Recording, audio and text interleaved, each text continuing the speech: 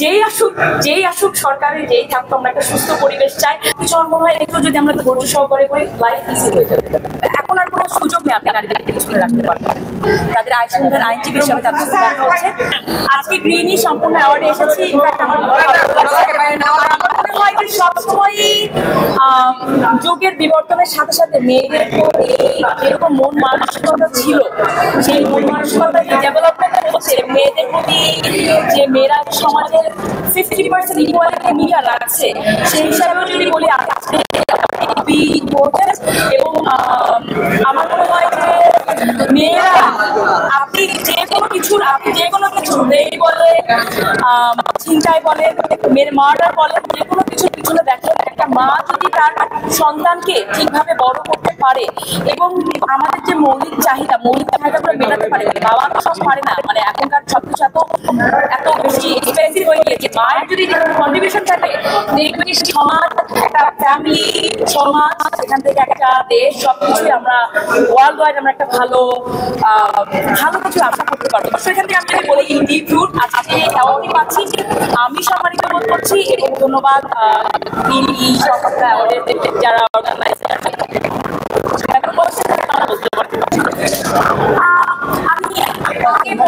কথা বলতে চাই না।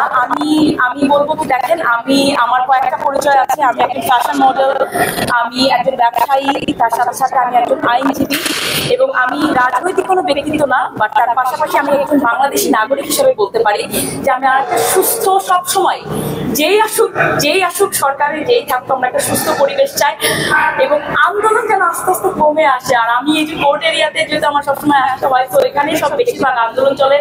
তো দেখা যায় কি এত সময় চলে যায়, মনে করেন যাওয়া আসাতে আমরা কাজ করবো কি করে, সবকিছু মিলে ডিফিকাল্ট হয়ে যায়।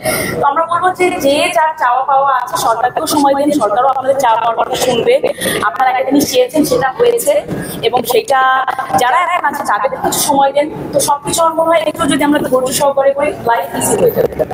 আমি কিন্তু সেটাই নারী বৈষম্য সবসময় হয়, নারীদের সাথে সবসময় বৈষম্য হয় সেটা নিয়ে কিন্তু আমি কথা বলেছি এবং সেই কারণে যে অ্যাওয়ার্ডটা খুবই ইম্পর্টেন্ট। আমি এসেছি আর একটা সম্মানিত ব্যক্তিত্ব অ্যাওয়ার্ড পাচ্ছেন কিনা আমাকে জিজ্ঞেস করেছিলেন আপনার কি মনে হয় এই যে অ্যাওয়ার্ডগুলো হচ্ছে, অ্যাওয়ার্ডটা আদৌ কোনো কাজে দেবে? এই যে নারীদের সাথে এত কিছু হয়ে যাচ্ছে, রাস্তাঘাট থেকে এত কিছু হচ্ছে, এখানে অ্যাওয়ার্ডটা হচ্ছে, আমার মনে হয় অবশ্যই বৈষম্য দূরীকরণে এটা কিছুটা হলেও ভূমিকা রাখবে। কারণ একটা নারীদেরকে নিয়ে কথা বলছেন আপনারা, আজকে যখন এসেছেন নারীদের অ্যাচিভমেন্ট কি, আমরা কি করতে পারছি, সোসাইটির মধ্যে আমাদের কি অবদান আছে, এবং সেখান থেকে যদি 5টা মেয়েও যদি বেশি ছড়ে তার মানে 5টা ফ্যামিলি কিন্তু সেখান থেকে গড়ে উঠবে। 5টা ফ্যামিলিতে যদি আপনি দেখেন একটা করে বাচ্চা থাকে 10টা ফ্যামিলি, তারা যখন বড় হবে। তো আপনি যদি এই দিকে চিন্তা করেন এটা কিন্তু একটা অনেক বড় কিন্তু একটা তাৎপর্য আছে।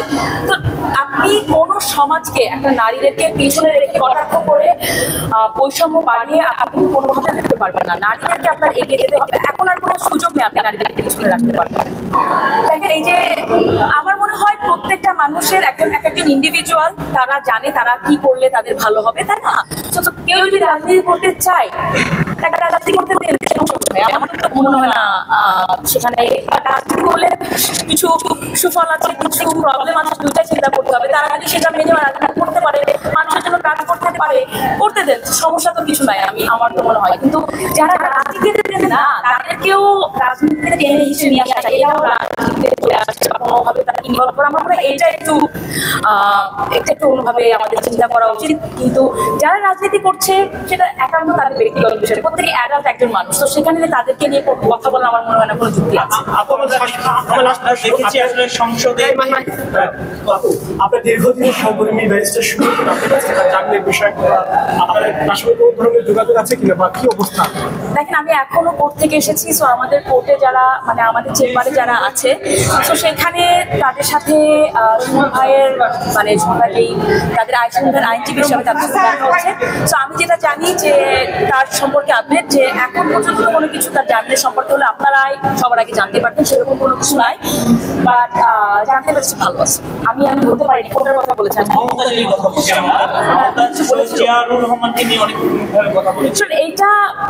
এটা যে দল যখনই আসুক না কেন এতটুকু ডিসেন্সি প্রত্যেকটা মানুষের, একটা মাননীয় সংসদ যখন হয় এতটুকু ডিসেন্সি সবার মধ্যে থাকা উচিত।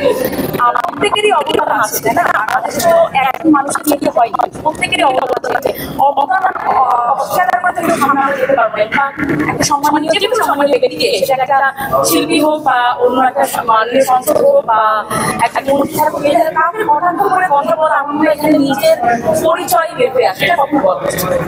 সংবাদ, ফিচার ও অনুষ্ঠানের জন্য ভিজিট করুন সংবাদ প্রকাশের ওয়েবসাইট এবং যুক্ত থাকুন ফেসবুক পেজ ও ইউটিউব চ্যানেলের সঙ্গে।